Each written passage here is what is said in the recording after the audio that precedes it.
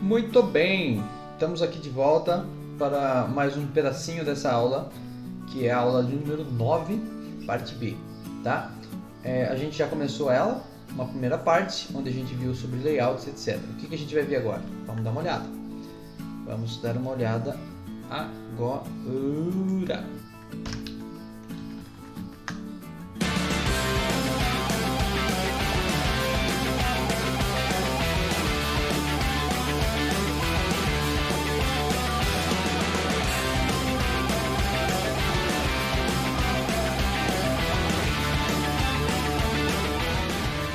Isso, então a gente vai ver algumas outras definições que a gente ainda não tinha visto até o momento sobre layout, tá? Quais são essas definições? Bom, a gente vai ver tamanho, posicionamento, bordas, margens e algumas outras coisas desse tipo. É bem simples para complementar um pouco aí o material que ficou faltando. Bom, sobre o layout, nós já sabemos que o layout é construído em cima do XML, usando esquemas criados pelo Android, certo? Então isso é um fato que a gente já viu várias vezes em outras ocasiões, em outras aulas aí. Agora, o que a gente precisa entender melhor, né, é compreender alguns aspectos aí de cada elemento. Por exemplo, margens e padding. O que é isso? Todo componente gráfico, toda view, ou seja, até mesmo o Constraint Layout, Relative Layout, Linear Layout, que é o gerenciador de layouts, também é uma view.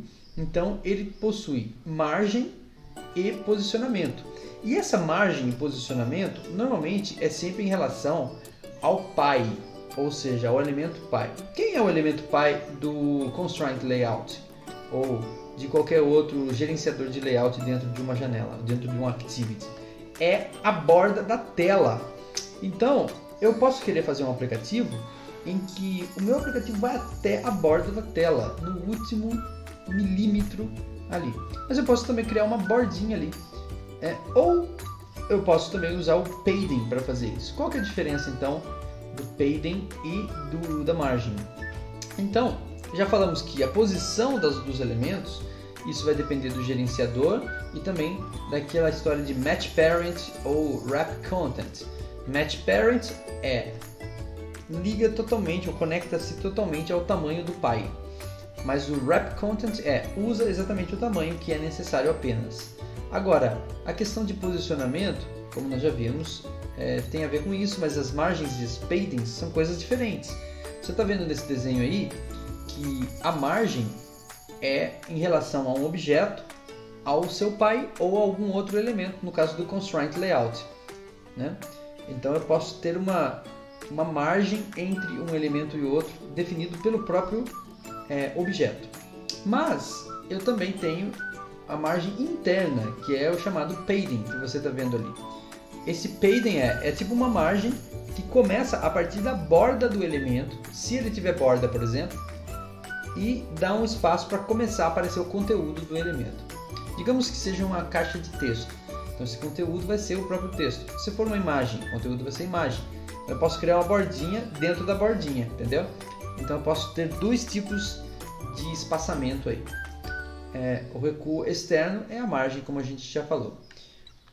Bom, aqui tentando exemplificar melhor, esta imagem está mostrando uma caixa de texto, que é o Text View, e o texto dela dentro da caixa de texto. Você pode perceber que ela tem uma margem. Esta margem está em relação ao Constraint Layout. Por exemplo, a margem superior dela é de 128. Tem a lateral, esquerda, direita. Não está definida uma margem na parte de baixo. Agora, o padding também posso definir os 4 elementos, as 4 direções, né? Esquerda, direita, cima e embaixo. Nesse caso, está definindo um espaçamento ali, tá vendo? Embora a caixa de texto não seja exatamente não tenha borda, né? Vamos só tentar mostrar isso aqui diretamente no Android para ver se vocês entendem melhor. Então estou aqui no Android, ele está meio pequenininho aqui, vou aumentar. Bom, aí eu tenho aqui, por exemplo, uma caixa. Eu vou pegar até outra aqui. Vou pegar um botão que é mais interessante, no caso do botão, porque o botão é meio claro a borda do botão. eu posso redimensionar esse botão aqui, ele vai criar um tamanho fixo, né? Que não é bom, né? Nunca é bom você criar tamanhos fixos para as coisas, mas digamos que eu tenho aqui. Então eu tenho aqui um botão de um tamanho fixo e eu quero que ele crie uma margem. Então aí você pode usar os constraints, no caso, como eu estou no constraint layout, esta margem vai acabar sendo constraint. Olha lá, ele criou uma margem na lateral esquerda, na lateral direita, lateral direita ainda não, agora sim, de 125 dot pixels e criou 93 em cima, que eu posso até aumentar e diminuir aqui, ó. Mas ele criou em relação à banana, então, mas é uma margem, tá? Como é que eu sei disso? Se eu olhar agora aqui no código desse cara aqui, que é um botão, você vai ver que ele criou aqui, ó, layout width, esse é o tamanho, e height, tá? Depois ele criou, ó, layout margin start 125, margin left 125, margin top 64, margin end 125, margin right 125. Bom, por que ele tem end e right? Não, isso aí é uma questão que a gente pode explicar uma outra ocasião. Mas perceba que as margens foram definidas, mas aqui não está dizendo em relação a quem.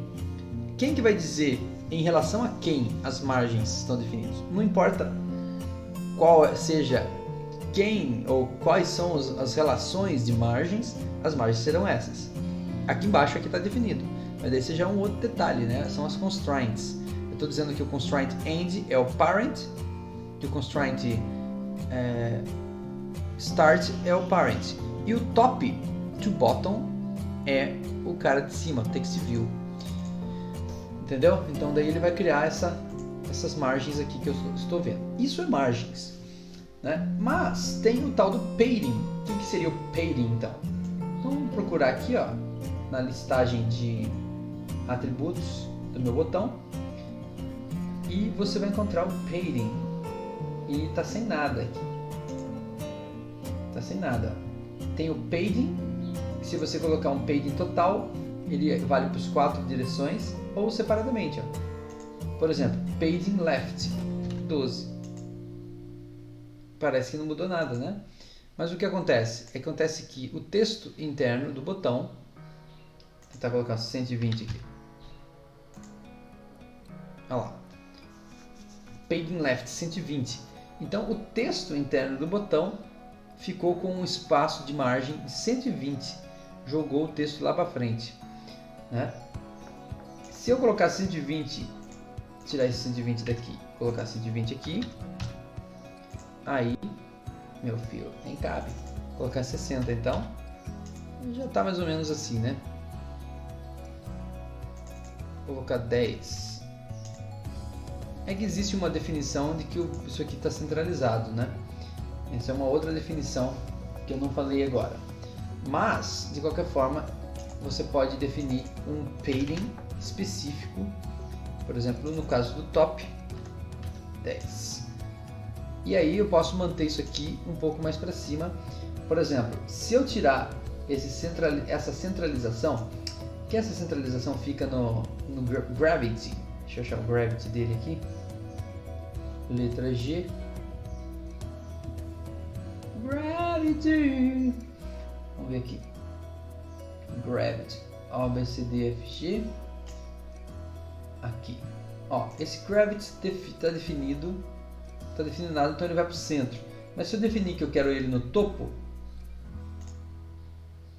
olha lá, então agora a gravitacional, ele assim estava meio padronizado, né? Agora ele foi lá para o topo direito, tá? Agora você vai entender melhor o padding. Então quando eu chegar aqui no padding, como eu usei o padding, então agora ele aparece aqui, ó, declared attributes, que é interessante, ó, padding, layout, constraint, margin, padding top 10. Se eu colocar 0 aqui, ele vai grudar no topo. Olha lá. Se eu colocar 20, ele dá uma distanciadinha do topo. Percebeu que ele também não está grudado na esquerda? Porque ele está usando uma espécie de padding automático. mas eu posso grudar ele na esquerda também. Então isso é o padding. É tipo uma margem interna dos objetos. Certo? Bom, sem mais, vamos voltar para cá. Voltando para cá e voltando para cá. No exemplo ao lado, as margens são definidas pelos constraints. É possível perceber o padding em todas as direções, embora o objeto mantenha a borda visível durante a execução. Alguns objetos têm, como o botão, né? Dá para ver visivelmente onde começa, onde termina o botão, mas um text view não dá. De qualquer forma, é assim que funciona. Bom, os componentes de texto também têm algumas definições a mais. Tem tanta coisa de layout que precisa ser definido, que eu estou falando sobre algumas coisas aqui que eu acho interessante. Por exemplo, muitos componentes têm texto. Text view, edit text e text não sei o que lá. Esse texto pode ser customizado com algumas configurações interessantes. Por exemplo, eu posso mexer no aspecto geral do texto, mudar a fonte family, mudar a cor, o tamanho e outras definições básicas. Então, tipo da fonte. O que é interessante é que o tipo da fonte ou font family não tem muitos, são poucos, né, que são nativos da linguagem Android. Mas você pode adicionar através de uma pasta especial, pode adicionar um arquivo TrueType. Bom, para vocês entenderem melhor sobre isso, deixa eu voltar aqui. O que eu estou dizendo é o seguinte: se eu quiser, por exemplo, mudar esse texto do banana ou do botão aqui, ó, botão, veja que ele tem alguns aspectos que foram definidos pelo próprio botão, né? Texto maiúsculo, caixa alta, né? Coisa e tal. Mas se eu quiser mexer um pouquinho mais, eu venho aqui nas coisas que começam com fonte, com a palavra fonte, ó, nos atributos, font, aqui ó, começa com font family. Se você olhar, não tem muitas opções. Olha lá, muda pouca coisa aqui, né? As fontes são mais ou menos básicas. Aí eu tenho também, o que mais? Tem mais coisa aqui, peraí, deixa eu achar aqui. Layout. Tem tanta coisa aberta aqui, né? Atributos comuns, é aqui que eu encontro várias coisas sobre fonte. Aqui ó, aí eu tenho aqui, por exemplo, é que aqui ele está definido pela aparência, tá vendo? Aqui tem umas aparências meio já pré-definidas, se eu usar isso aqui. Mas eu posso usar aqui também. Então eu mudo aqui. Esse typeface também dá para mudar alguma coisa aqui, né? O tamanho eu mudo aqui, a cor, o estilo, se é negrito ou não é, coisas desse tipo.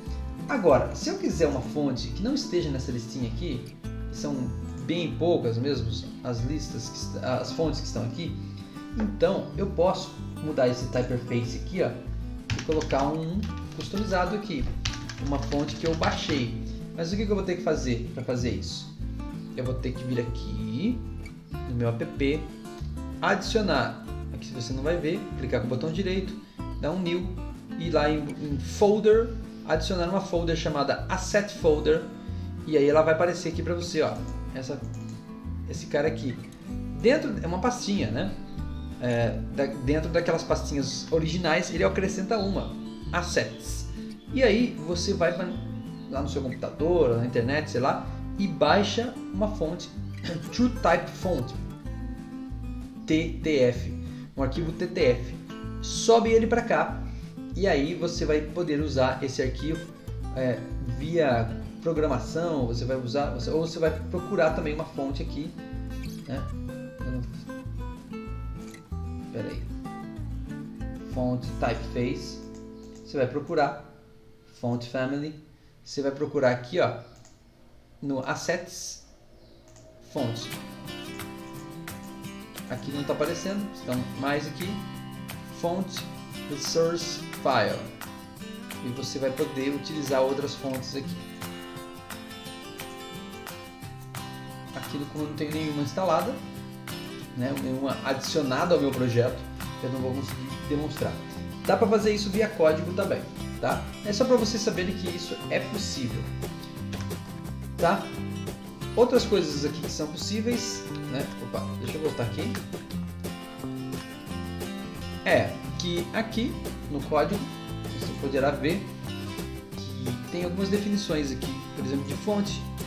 Então aqui, ó, por exemplo, font family. Aí depois aqui embaixo tem text color, text size, text style, typeface, coisas desse tipo. Bom, aqui no botão também, mesma coisa. Ó, tem...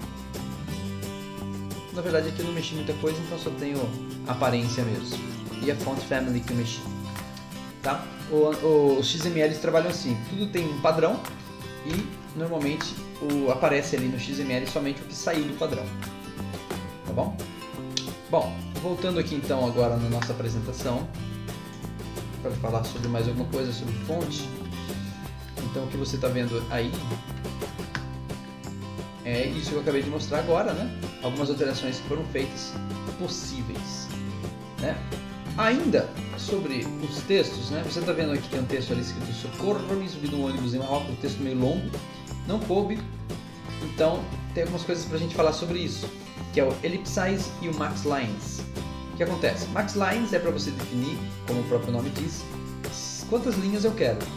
Então eu posso não querer que ele seja multiline, né? Ou eu posso definir uma quantidade máxima de linhas. Até essa quantidade de linhas, se o texto for longo, ele permite ele expandir. Então essa é uma opção interessante. Mas se eu não quiser, aqui embaixo, por exemplo, eu defini maxline 1. Então nesse caso, ele não vai mais expandir. Se ele não vai expandir, ele pode estourar o limite e o resto do texto desaparecer. O que você pode fazer para resolver isso? Você pode usar o ellipsize. O que é isso? Ellipsize, você define que você quer que mostre uns 3 pontinhos no texto. Você pode definir isso no começo, no final ou no meio. Então digamos que você queira que a pessoa entenda que o texto está longo, mas que entenda o começo e o fim dele. Então você coloca no meio. Mas eu coloquei, por exemplo, aí nesse exemplo, no final. Socorro-me, subindo, o texto continua. Geralmente, quando você encosta o mouse, ou o dedo, né? Mouse não, né? Olha, tá ficando louco. Geralmente, quando você passa o dedo em cima, coloca o dedo, dá um toquezinho assim, ó, ele mostra daí o texto completo para você, como se fosse apenas uma mensagem. Tá bom? Então, aqui, ó, ellipsize end, maxline 1. Se você quiser ver diretamente no Android, eu vou mostrar agora. Vou mudar para design e aqui eu fiz isso, ó. Como eu já defini, então tá aqui, ó, declarados, atributos declarados, ellipsize. Quais as opções que tem? Middle, start, end, marquee e none. Esse marquee é para ele ficar andando, sabe? Ele fica andando. Aqui não vai dar para ver porque o texto está pequeno agora. Não, agora o texto ficou comprido. Então esse texto vai ficar andando se eu selecionar marquee. É bem esquisito, né? Então você define aí qual que você prefere no ellipsize. No caso do maxline é bem simples. Você escolhe aqui a maxline e define quantas linhas você quer. Aqui eu defini uma. Perfeito? Perfeito? Muito bem, está quase lá. Estamos quase lá. Voltando aqui na apresentação, é isso que você está vendo aí do lado. Aqui tem a questão do text também, que o texto ele pode ser, aceita até algumas tags HTML, isso pode ser interessante. E tem a questão do gravity do texto, ele determina o posicionamento do texto dentro das bordas do componente. Então aquilo que eu mexi agora há pouco ali, para vocês verem no botão, né? O botão, o gravity dele não fica padronizado, então ele vai centralizar. Todo componente, por padrão, centraliza totalmente o gravity, mas eu posso alterar isso daí. Conforme eu vi aqui, ó. Aqui eu terei a gravity do banana aí. Certo? Então esses são alguns detalhes a mais que eu não tinha falado na aula anterior, né? Vimos mais alguns poucos detalhes de layout nessa aula. Existe muito. Essa é uma pitada só para vocês entenderem que vocês talvez queiram ampliar esse horizonte e precisam estudar por conta. E na próxima aula nós vamos mudar completamente de assunto. Nós vamos ver como é que funcionam as activities, entender melhor elas, entender qual o ciclo de vida delas, entender como trabalhar com várias activities e assim por diante. Um assunto bem importante e interessante. Então, espero que vocês acompanhem a próxima aula. Certo? Valeu! Obrigado mais uma vez. Estamos finalizando por aqui. Até uma próxima. Tchau!